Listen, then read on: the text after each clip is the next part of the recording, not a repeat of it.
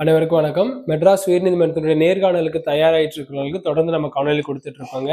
அந்த காணொலிகளில் நேர்காணலுடைய வினாக்களை நீங்க எப்படி எதிர்கொள்றது அப்படிங்கிறத நம்ம சொல்லி கொடுத்துட்டு இருக்கோம். இந்த மாதிரி நேர்காணல் வகுப்புகளும் நம்ம நடத்தி கொடுத்துட்டு இருக்கோம். அந்த வகுப்புல வேணுங்கிறவங்களும் தொடர்பு கொள்ளுங்க. இப்ப நேற்றைய ஒரு காணொலி மூலமா உங்களுக்கு ஒரு நேர்காணல் வினாவை சொல்லி கொடுத்ததோட அந்த நேர்காணல் விழாவுக்கு அடிஷ்னலா இன்னும் சில விஷயம் சொல்லி கொடுத்தோம். அதை ஒரு பக்கம் நினைவூட்டி இன்னைக்கு என்ன மாதிரியான நேர்காணல் வினாக்கள் கேள்வி கேட்கும் பொழுது நீங்க பதில் சொல்றதுக்கு சூட்டபிளா இருக்குங்கிறதையும் பார்க்க போறோம். ஸோ அந்த 2 வினாவையும் இப்ப சொல்றேன்.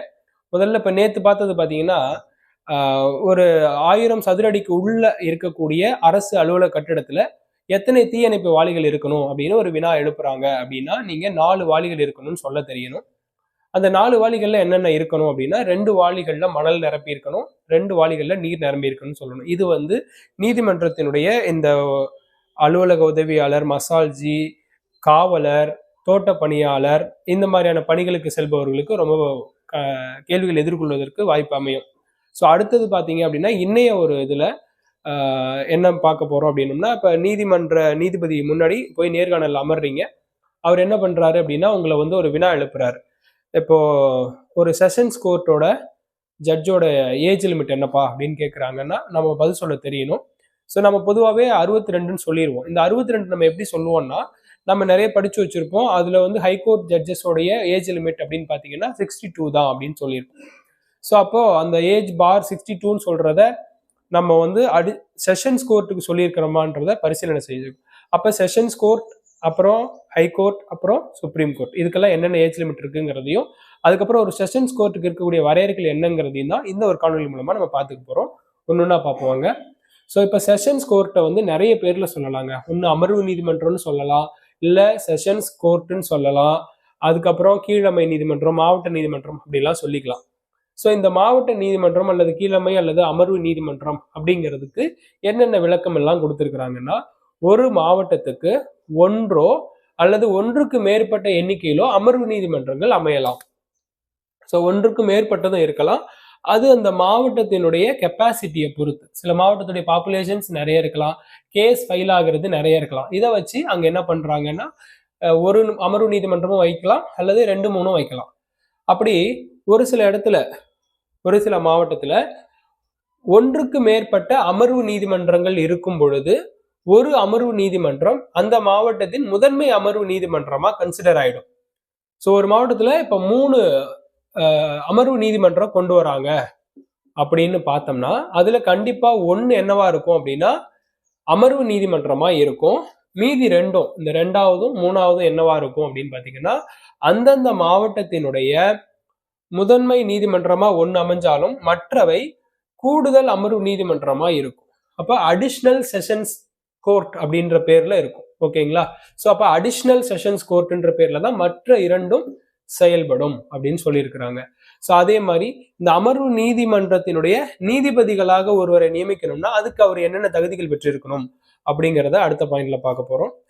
அப்ப அவர் வழக்கறிஞராக இருந்து நேரடியாக அந்த அமர்வு நீதிமன்றத்தினுடைய நீதிபதியா வரலாம். அதற்கு அவருடைய செயல்திறன் அடிப்படையில அவரை நியமிப்பாங்க. அல்லது கீழமை நீதிமன்றத்தினுடைய பதவி உயர்வு மூலமாக அவர் நியமிக்கப்படலாம் இந்த அமர்வு நீதிமன்ற நீதிபதியா. அப்படி அமர்வு நீதிமன்ற நீதிபதிகளுக்கான நியமனங்கள் அப்படிங்கிறத யாரு நியமிக்கிறாங்க அப்படின்னா, உயர் நீதிமன்றத்தினுடைய தலைமை நீதிபதி தான் இந்த அமர்வு நீதிமன்ற நீதிபதியை நியமிக்க அதிகாரம் கொண்டவரா இருக்கிறார். இப்ப இந்த அமர்வு நீதிபதிகளுடைய பதவி காலத்தை தான் நம்ம ஆரம்பத்திலேயே பார்த்தோம். அப்படி ஒரு கேள்வி கேட்டாங்க அப்படின்னா நம்ம 60 வருஷம் தான் சொல்லணும். அவருடைய 60வது வயது வரை அவர் பதவியில இருக்கலாம். ஓகேங்களா? அப்ப அடிஷனலா என்னென்ன தெரிஞ்சுக்கணும்னு பாருங்க. செஷன்ஸ் கோர்ட் ஜட்ஜா இருந்தா 60 வயசு வரைக்கும் அவர் பதவியில இருக்கலாம். ஹைகோர்ட்டா இருந்தா 62, சுப்ரீம் கோர்ட்டா இருந்தா 65. ஓகேங்களா? இதான் ஏஜ் லிமிட். அதுக்கப்புறம் அமர்வு நீதிபதியினுடைய தீர்ப்பு வழங்குற அதிகாரம், அவருக்கு என்னென்ன கேசஸ்ல இன்வால்வ் ஆகி தீர்ப்பு வழங்குற அதிகாரம் இருக்கு அப்படிங்கிறத இங்க பாக்குறோம். ஒரு அமர்வு நீதிபதியினுடைய தீர்ப்பு வழங்கும் அதிகாரம் எப்படி இருக்கும் அப்படின்னா, கூடுதல் கீழமை நீதிமன்றங்களில் தள்ளுபடியாகும் பிணை மனு மீது மேல்முறையீடு செய்வது மற்றும் கொலை, கொள்ளை, கற்பழிப்பு, விஷச்சாராயம், தீண்டாமை குற்றங்களுக்கு ஜாமீன் தரும் அதிகாரம் கொண்ட நீதிமன்றமாக இந்த அமர்வு நீதிமன்றங்கள் இருக்கின்றன.